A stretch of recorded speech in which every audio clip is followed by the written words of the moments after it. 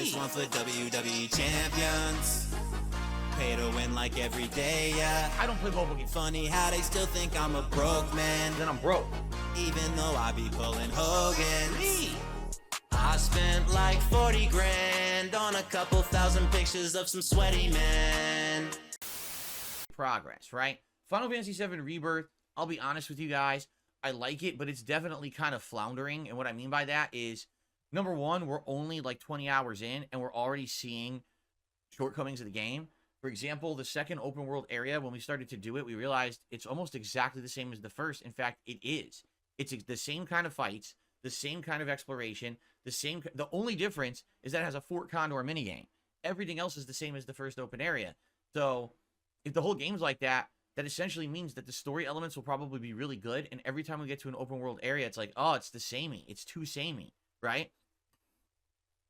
So I'm curious how that's going to pan out. And people are saying, much like the other RPGs I'm playing, Final Fantasy VII, if you do it in its entirety, is like 100 hours. And it's like, boy, they really, this year, game devs, I hate to say it, maybe not game devs in general, but the publishers and whoever's in charge of these studios, they really dropped the ball. You cannot release this many insanely lengthy, similar style games and expect that in a 3-month period, they're all going to do well. If you're a massive fan of RPGs, you're like, oh, I'm eating a gourmet meal, but you can only eat so much before you gorged yourself and you're full. And that's what's happened. If these games had been spanned out over the course of the year, like imagine if Like a Dragon was January, okay? Persona 3 Reload was like early March. And then Final Fantasy was May. And then, you know what I'm saying? Like every few months, another one, all the way through the year. Now you have a month to 2 months to play each one, tackle it, and it would have made sense. By dropping all of them within 3 to 4 months, you've front-loaded the year with RPGs, and now what will happen is everyone will want RPGs late in the year, and there will be none. Right? It's really sad.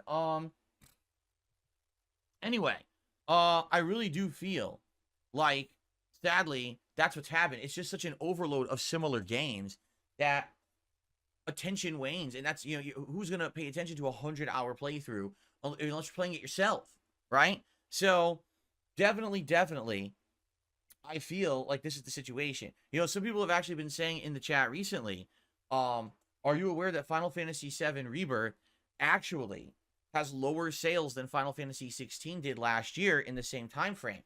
And you got to think about, well, why would that be, right? Is there a reason? Well, number one, I think Final Fantasy 16 had an insane amount of hype behind it because it's a numbered Final Fantasy, right? Whenever there's a new numbered iteration, you're so excited to see what they've done, what the new elements are, and a lot of people just on the name alone will pre-order and buy that game. In the case of Rebirth, this is the second in a trilogy of games. It's a continuation. So, yeah, people who liked the first one should jump on it, but we just had Final Fantasy 16 not a year ago, and RPG overload. This is actually what I've been telling you guys, is that there's too many of the same kind of game in a sort of short period of time.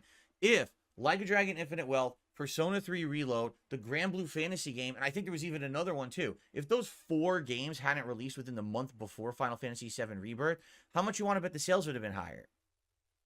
I'm just saying, this is what happens.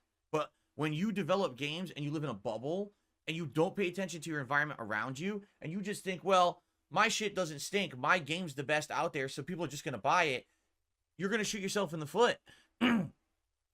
Again, this would have been the equivalent of if Street Fighter 6 comes out and a month later Tekken 8 came out. Well, what did you think would happen? They're going to cannibalize each other. It doesn't matter how good each is, it's the same market, you know?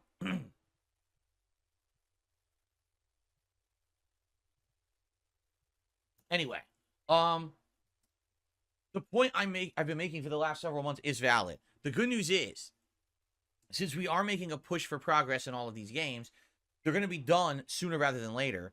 And we've got brand new games coming up starting Friday. In fact, this morning on the podcast, I'm getting more attendance and engagement and support than when I boot up the RPGs. I actually am. The podcast is getting sometimes double the viewership of when I'm streaming an RPG. It's like, wow. Now listen, I love RPGs. I really, really do. I'm sad that my audience doesn't like them as much as me, because if my audience loved RPGs as much as I did, I've actually probably be going crazy good right now. But the sad fact is, my audience is the opposite in that regard. They're not that into RPGs, and they never have been. You know, the exception would be like if I'm playing like a Bethesda game like Skyrim or something like that. But outside of that, I understand that you guys aren't that much into the RPG deal. And so I need to try to get other stuff going on. And now we're finally doing that. Okay. But thank you to those who did chill with me over the last 2 months. Finally, that's all changing starting this Friday, that we're doing something different. And thanks for your patience. Okay. Okay.